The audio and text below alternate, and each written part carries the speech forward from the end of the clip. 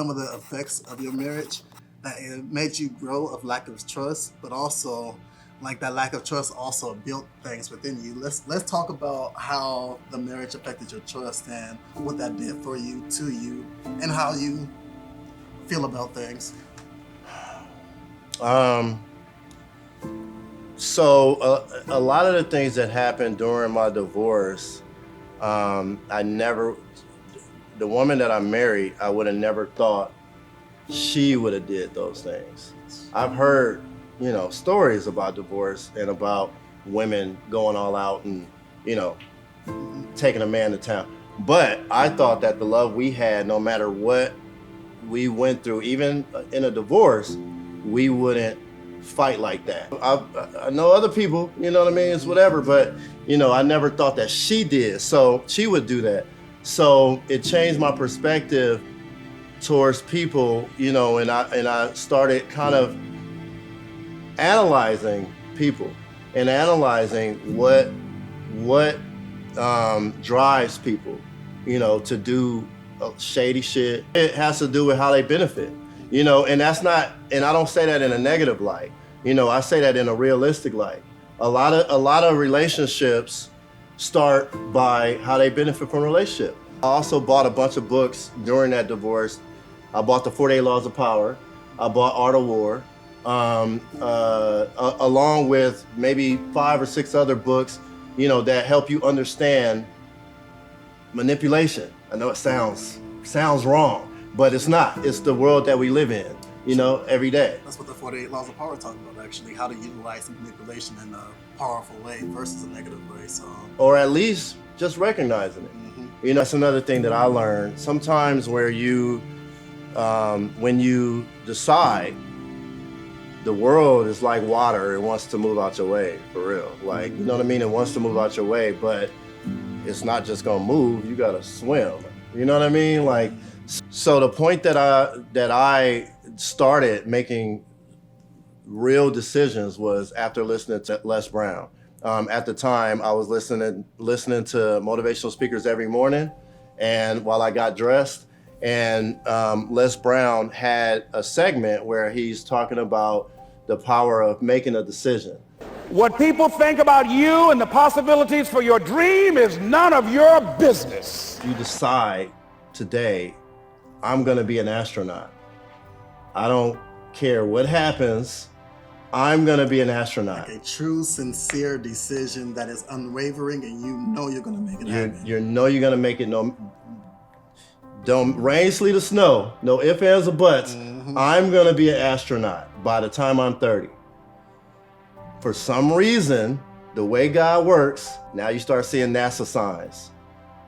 I'm gonna be rich by any means necessary, or I'm gonna die trying, like 50 Cent. It's just a matter of how. Man. You know what I mean? So it's like the world starts moving, and you start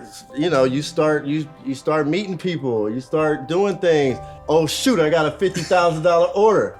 You know what I mean? Oh snap! When I decided, you know what, I'm gonna stick to this printing game.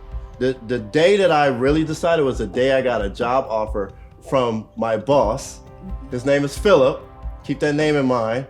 My boss called me. I had long gone from that company.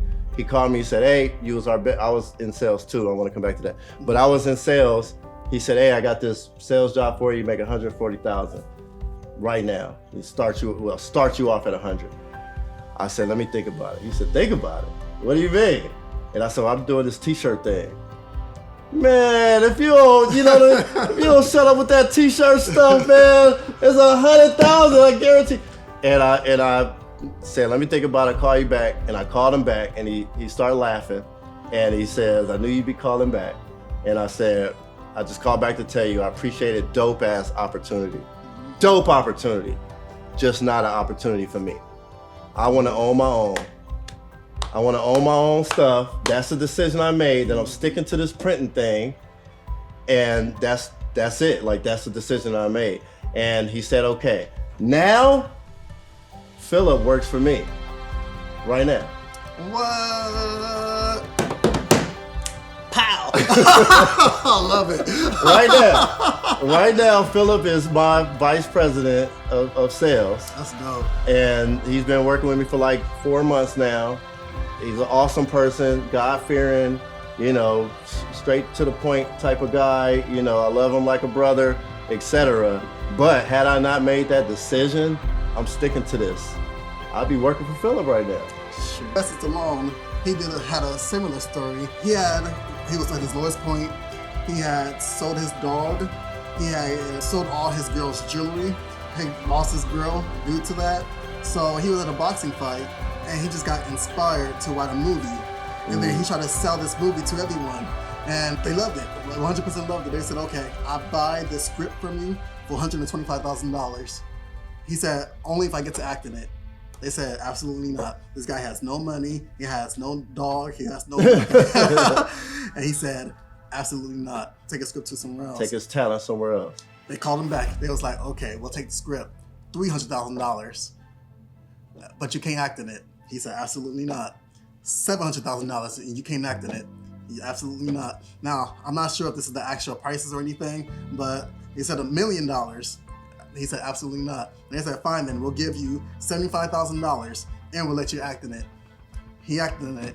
It became one of the biggest franchise movies, which we're gonna see this week. Creed, Rocky, and started his career to become one of the most known actors of all time, all because he believed in himself. So I really gotta commend you on that. Not that many people have the ability and the tenacity to say no when they know that their worth is worth more than something that somebody else can give. That's one thing that I love about his story, is the art of decision making. I remember when I was 25 years old, I had just got out of a relationship that I thought was everything. I thought she was the one. I had just lost a job at eFinancial, which was my highest paying job. I was working 3 jobs at one time. I cut my finger, which you can still see right there. While I was working one of my jobs, I had a place that was under somebody else's name. They lost their place, and because I didn't do paperwork like a smart person, they was kicking me out, and I had to figure out what I was gonna do. So I was walking down the street the day before I was about to get kicked out, which was my birthday, and tears was coming down my eyes. And I told myself, this mess will never happen again. I will be successful. I will become one of the most powerful people in this world. I will become a great motivational speaker. I will become a dope photographer. And the moment that I made that decision, I started reading books. I started eliminating distractions. I started posting every day. So decision making isn't just making a choice within your mind. Decision making is taking action upon what you say. You cannot just say that you're making a choice just because it's within this. It has to be amplified by the actions and steps that you take. This is a story about taking action. It's about staying hungry and staying inspired. Kings mode.